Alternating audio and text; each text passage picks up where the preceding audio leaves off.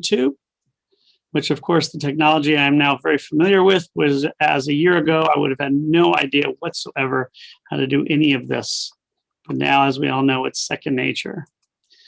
So welcome to everyone to the Rabbi Interviews, as we have a special guest. To people in the Savannah area, he is going to be very well known for the many things he's done in our community. So it's a special privilege to welcome Michael Trainer onto the show, as I've known him for many years because we're in the same Rotary, and I first met him probably before he was president, but of course he became president of Rotary and did a magnificent job.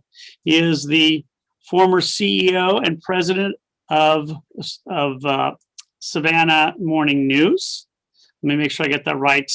He is the former publisher at Savannah Morning News and Savannah Now. He has just taken on the role of the board of the CEO, I'll get this right, and president of Union Mission, which is an organization we're all very familiar with in our community and definitely in our synagogue. And it is so wonderful that he has taken on this position. He was on the board before. He grew up in Roswell, Georgia, wonderful place. I've had the pleasure of driving through there. He went through the University of Georgia, first graduating from high school in 1986. Although, if you didn't know, Michael, there was something I think was in the New York Times that said the best year for graduating high school was 1987. So you're only 1 year behind. I don't know why. It just happened to be that was what I saw. He is been in a wonderful group of positions in our community, but of course, he has been a volunteer on so many, and that's what he's probably known for in many circles. He was not only on the boards, but often the president of the boards of United Way, Rotary Club, American Red Cross, Greenbrier Children's Center, Step Up Savannah Anti-Poverty Initiative, and the Savannah Community Foundation. I'll try not to trip over my words too often on this. He has a wonderful wife, Lisa, and they were been married for a little over 25 years now. And he has two kids, Emma and Henry. One is already an adult. The other one will be graduating high school in just under a year and a half. So without further ado, welcome to Michael. We also have D.H. Levy here on our call. He's also a wonderful board member, a former board member of Rotary, and he's also former president of our congregation. So welcome. How are you doing today? Doing great. Glad to be with you, Rabbi. It's always a pleasure. And as we spoke of right before, it used to be very strange for people to do something like this in their cars, but now half the time that's what we're doing. And as I was just telling you, I taught my Sunday school class from my car. I wasn't driving. Somebody else was driving just 2 days ago. So we're really fortunate to have you on. I wanted to give you a month into the position, as we mentioned, about 6 weeks ago. So I'll give you a month into it. So I called literally the day of it's been 1 month. So, and I appreciate you coming on so quickly here. So first of all, welcome. And before we get into what you're doing now, because we definitely want to promote Union Mission and all the things that this wonderful organization does, but you weren't born in Roswell, you mentioned. You're born somewhere else, but then you were raised there.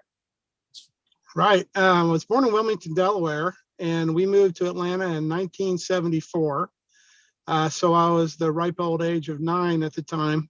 So I really kind of count Roswell as my hometown because that's what I remember the most, and that's where I, grew up. So so excited to be with you today, and I've had the opportunity to live in Texas and Savannah, Augusta, Athens, and Atlanta, and I've gotten to see the country through my former job in publishing.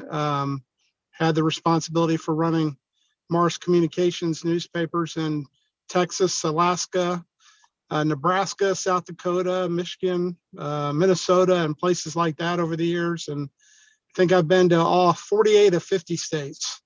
Wow, that's pretty amazing. So that's a little factoid for you.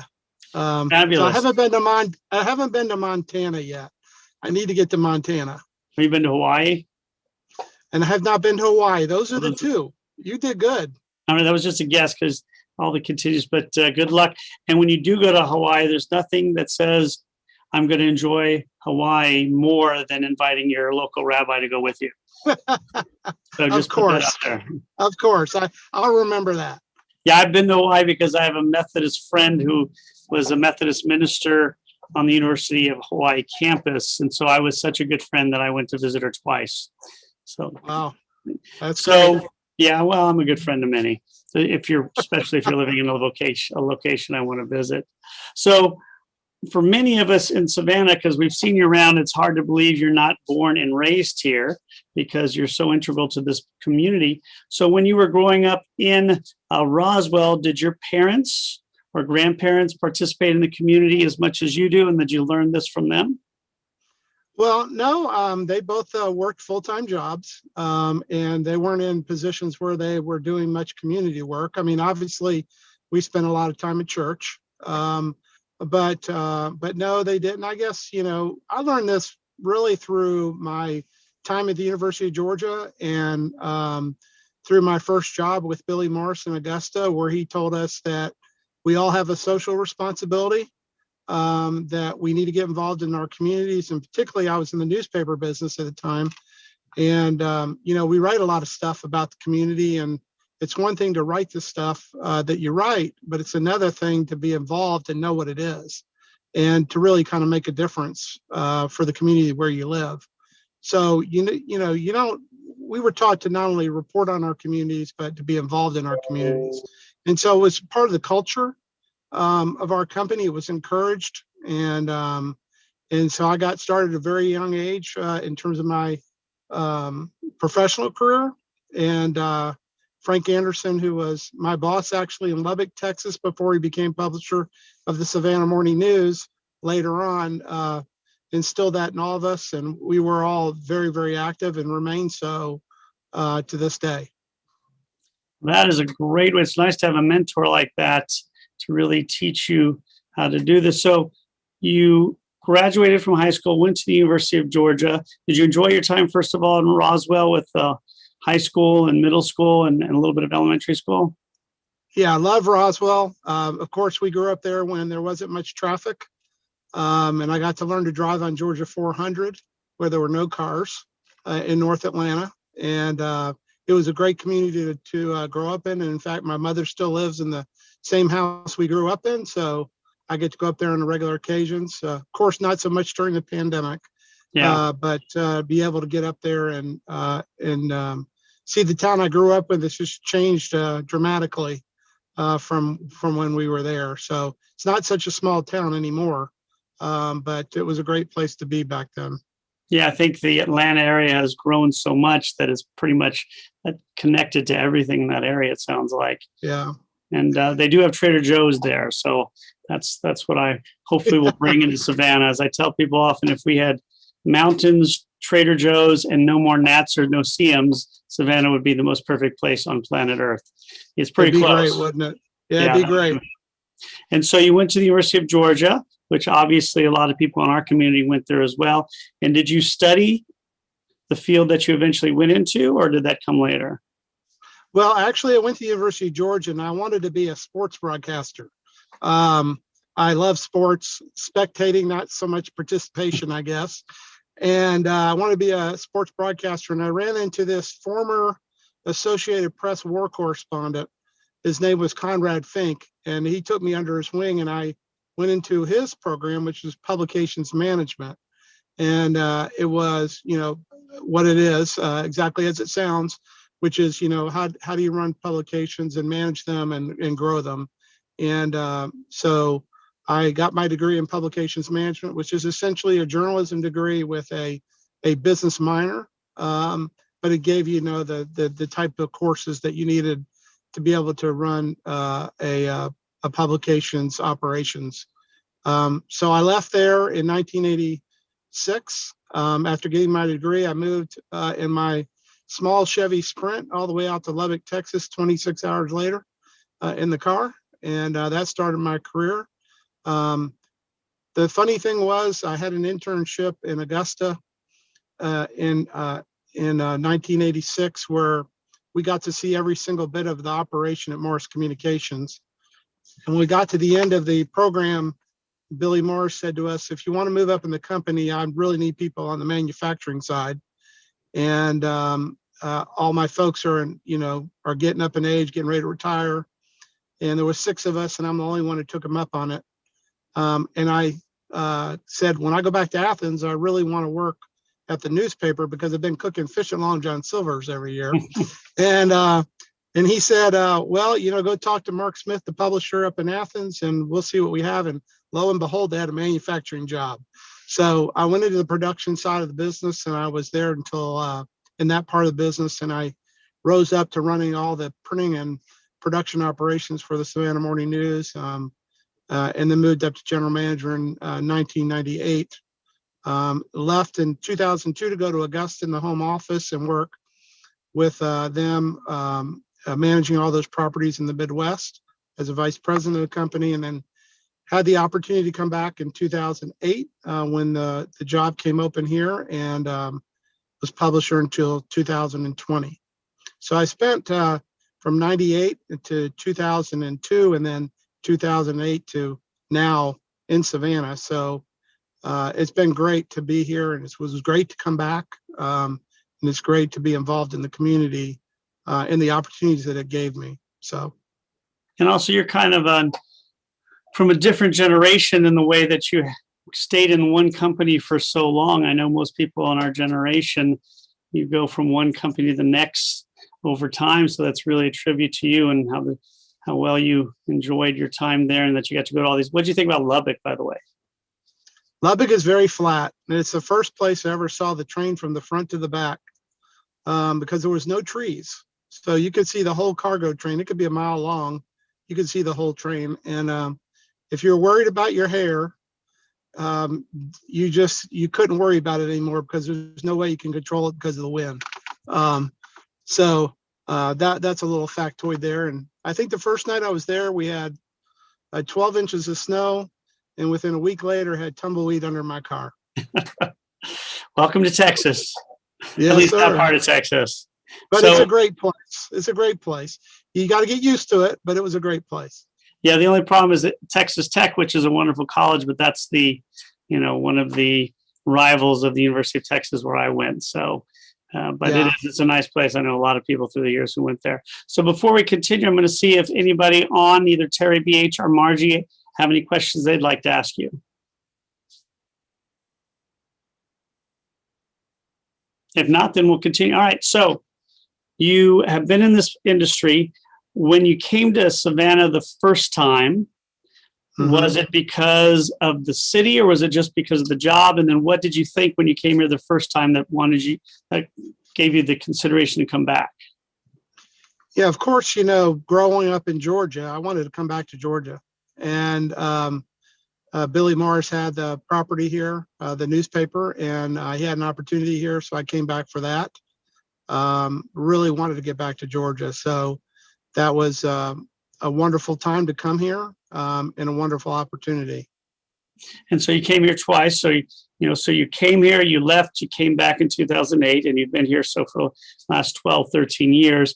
How has it been for you to be back and to see the city during this time? And what kind of changes have you seen in the last 13 years? Well, I can go all the way back to 88 when I came back. To see the changes, it's remarkable. The amount of tourism. I know when I first came here, there was not a lot of tourism. There was some, obviously, but you didn't see it like you see it today, being a $2 billion industry, right? And so that's huge. SCAD has grown tremendously in that time. It's 41 years old now, I believe, and it was only 7, 8 years old then. So quite a difference.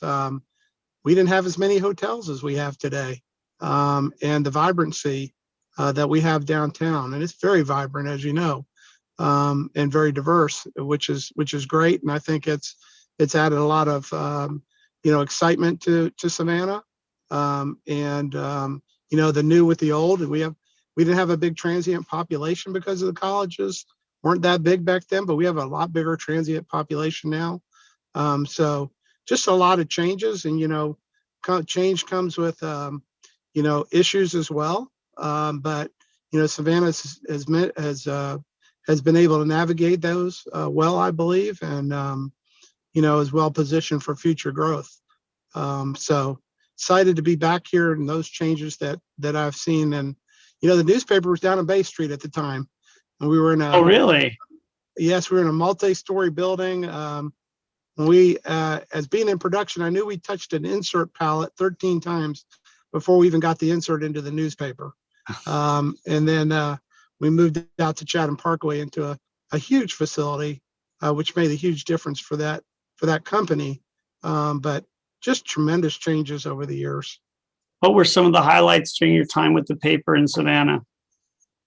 Well, I'll go back and I'll look at quite a few things. I mean, first off, the last 6 years, I think we were named the best newspaper in Georgia 5 of the last 6 years of my tenure as publisher. And I'm really proud that I was in the largest classification of newspapers in the state. The transition. What does that mean? The largest classification?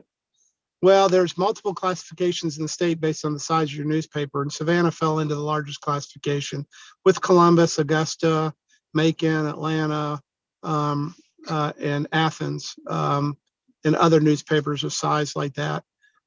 So we were named the best newspaper in Georgia 5 of the last 6 years. I'm proud of the digital transformation we were able to make under my leadership. We went from a print-centric organization to a multi-platform organization delivering content in many new and different ways on cross devices or on a piece of paper, the way you get it, the way you want it, I guess is the better way to put it. And we diversified our revenues by being an event company, a digital company, and a print company. We had magazines, et cetera. So I'm really proud of what we were able to do in that time period, and with the assets that we had available and the new assets that we put into the portfolio. And then in terms of the community, really enjoyed leading the United Way campaign and being the board chair for United Way during my tenure as publisher of the newspaper. And helping the Savannah Community Foundation, was the chair there. Still remain on that board, which I think is a very valuable organization in our community. And just the ability to be able to go out and be able to make a difference wherever we choose is, I think, just a huge thing for me and a huge thing for our community. So proud of all that. Well, there's a lot to be proud of. And what I, of course, know you most from, and as many do, as I mentioned earlier, is all the wonderful nonprofit time you give to the community. So you've been on a lot of boards, and as many people know, you haven't just been on the boards, you've often been the president, or you've been somebody who's really a doer on the boards. So what led you to join the board of Union Mission? Well, I'm having to fix my phone here. Just one second. My boss at the time, Frank Anderson, was on the board of Union Mission, and I think he was terming out at the time. And they asked me if I would come on the board. And I said, after looking into it, I thought it was a very valuable organization for our community. So I decided that would be a good thing. And that's what I did. And I moved up through the years where I was on the board, and then I was on the executive committee, and then chaired the board. And now, after leaving the newspaper in July of 2020, they asked me to come on in the last month to be their CEO and president. And I'm proud to do so. And I've enjoyed being able to do that. No, we're really excited that you're going to be in this position. For those of you who don't know, being the chair of the United Way fundraiser is a huge deal, and it raises a lot of. How much money did you guys raise the year you did it? $8.3 million. Yeah, so that's an incredible amount of money to be raised, especially in a city that is a wonderful city, but is not a very big city. So it's a wonderful thing you do. So now you're at Union Mission. You've been there a month. Can you tell us a little bit about what you've been impressed with Union Mission, and what are some of the goals you have for the future? Well, I'm impressed with the team that we have there that is working on this issue. And then I'm also impressed with all the services that we're able to provide for the community. Union Mission has services from emergency shelters to permanent supportive housing. And to give you an idea, we have a men's shelter with 32 beds. We have a prison reentry program, which is called Returning Citizens. We have 12 beds for that. We have Beyond Grace. We have 26 beds where people are able to progress up into more stable housing. We have 26 beds for that. That's all on Farm Street. We have a project called the Magdalene Project, which is for women and children. We have 6 family suites for that. It's a shelter for 90 days for those families. I mean, even last week we had a mom with 7 kids there. And so you may have a mom with 1 kid, you may have a mom with 10 kids, and we're able to serve that family. We also have the Phoenix Project, which helps folks that have HIV/AIDS that are homeless. And we have permanent supportive housing with that, in addition to other, what we call TIP housing, which is other landlords have the housing, but we help facilitate people getting into that housing with rental assistance or utility assistance. And then on top of that, we provide case management for all those individuals as well, to help, whether that be mental health counseling or something that they need. Then we graduate up to what I call Dutchtown, which is the 48-unit apartment complex on Middle Ground Road. And on Middle Ground Road, we have, single room only all the way up to 3-bedroom apartments that we put in for, we put homeless people that have been chronically homeless into, to get them back into stable housing. And, there's all these wraparound services that come around with that too, to help, because not just putting somebody in a house, it's also the counseling that's necessary to help them move up and progress to the next step. And then it's also some job training that we do. We have a culinary program that we have, and all these things together make a big difference in what we're able to provide the community in this space, and to really be able to make a difference for all those people that need it. And it's really important right now, because with the pandemic, people are dealing with a lot of difficult issues. The unemployment rate, thankfully, is down from what it was, but we still have over 5.5% of our fellow citizens that are unemployed. So, now to give you an idea how you continue to progress, we have just joined the Georgia Rental Assistance Program. So we're providing rent assistance through the federal government, through the Department of Community Affairs at the state level. For counties south of here, most people don't know that we actually have housing all the way down to Jessup, Georgia. So we're proud to be able to get involved in that. And then finally, I want to mention that we were really kind of in the last 7 years, really trying to survive as an organization, because there were a lot of changes that we needed to make in our offerings and what we were doing for the community and what was financially viable. And so we undertook a turnaround several years ago. The board did. And I can say today that we went from survival to stability, and we're stable and got solid footing, and now we're going to growth. And part of that growth plan is that we're going to open a 32-bed unaccompanied single woman shelter by the end of the year, hopefully by January 1st of 2022. The J.C. Lewis Healthcare Center moved to out of Mall Boulevard, to the old Thompson Sporting Goods store. And so we're taking that opportunity to reset that building next to us. And we're really excited about those 32 beds that are going to be in there. And the great thing about that facility is that we have a bedroom, a bathroom, a bedroom, a bathroom across the entire facility. So that helps us be able to meet that need faster.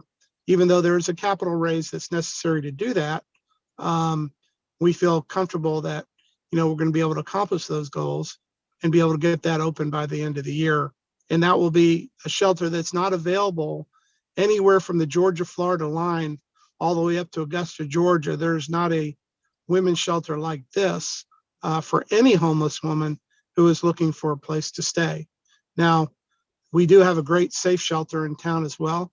And I'm sure clients similar to that will show up at the women's shelter, but we already partner with Safe Shelter for services like this, and we'll continue to do that, and we feel really good about being able to add this extra inventory to our community at a time of great need.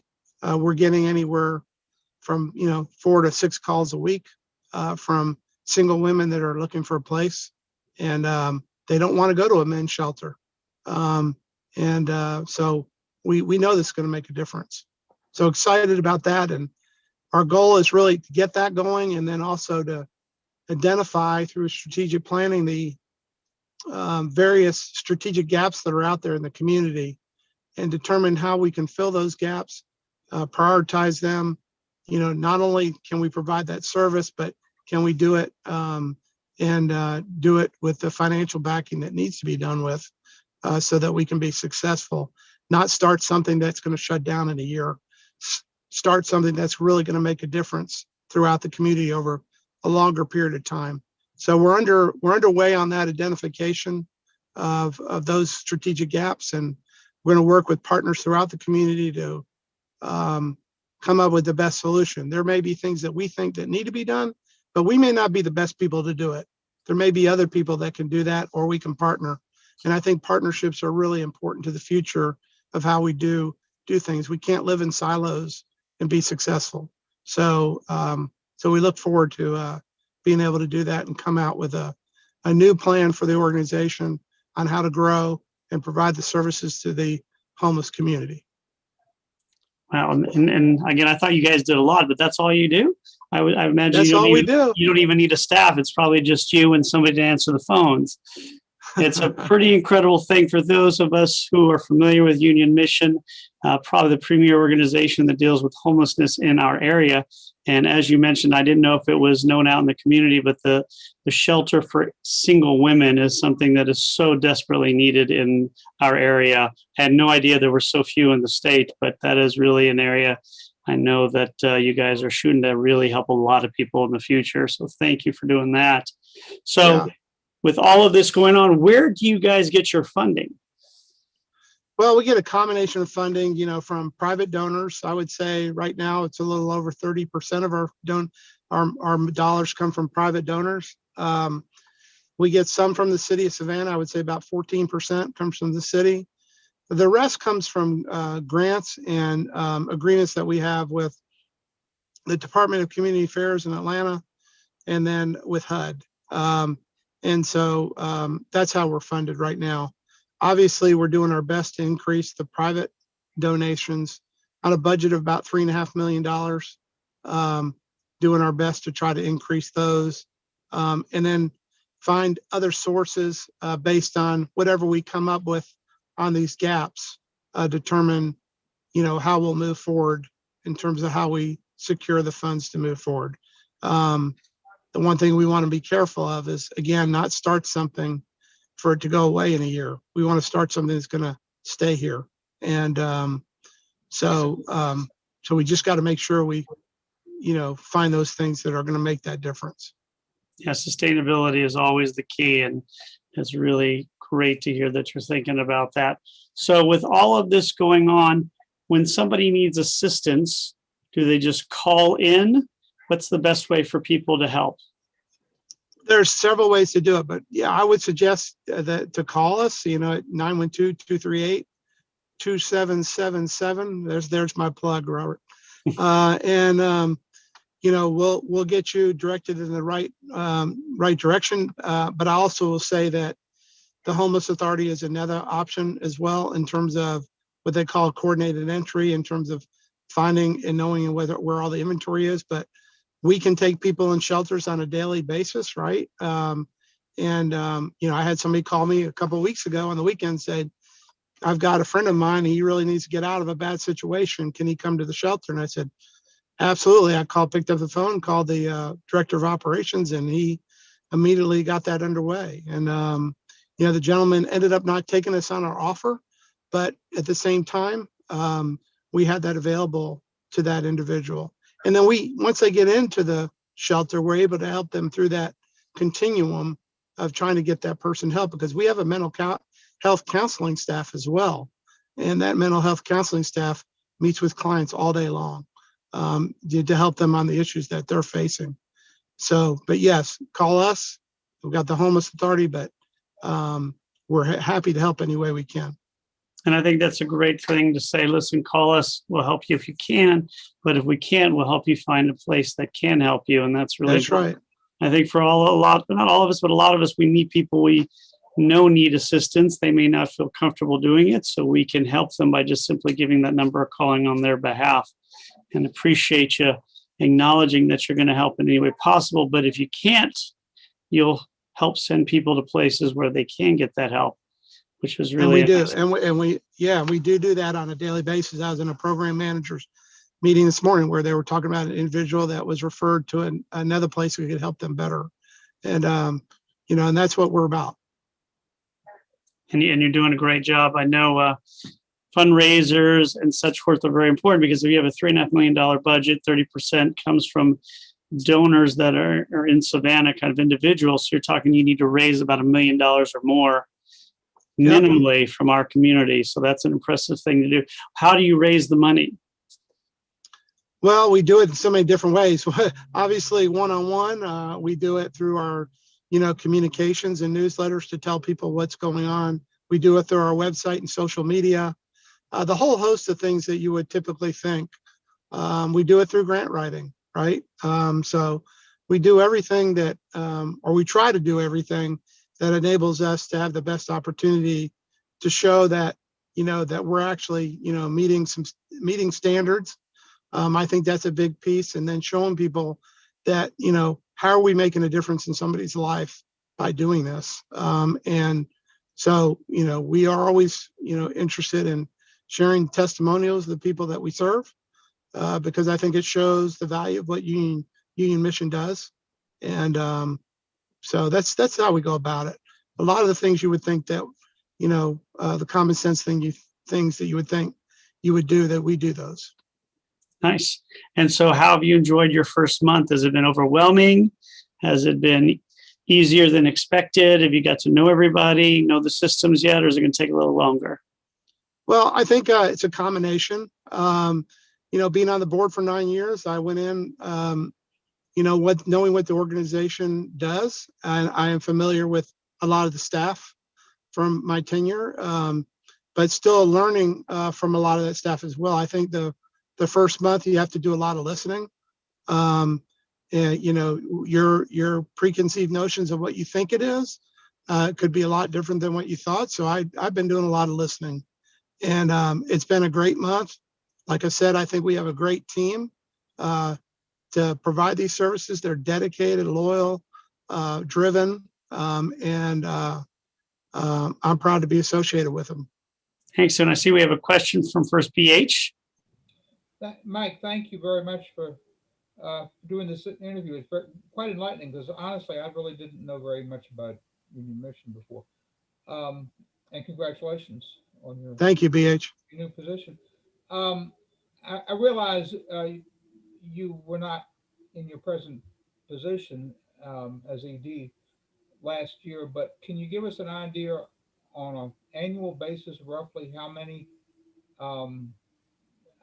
people receive benefits of one kind or another from Union Mission in an average year? Just a ballpark. Yeah, I'm thinking in the neighborhood of 600. Okay. 600 plus.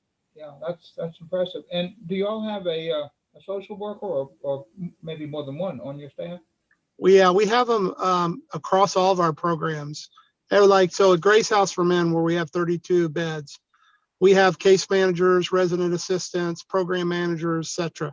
We have the same thing at Phoenix, same thing at Dutchtown, etc., to provide that service. And then the mental health counseling is more of a centralized operation where everybody comes into that group for service there. So yes, we have a lot of our staff are social workers, so we have a lot of support there. Well, I would say adequate. I wouldn't say a lot. We are a lean organization in that respect, but yes, we have that across the whole operation.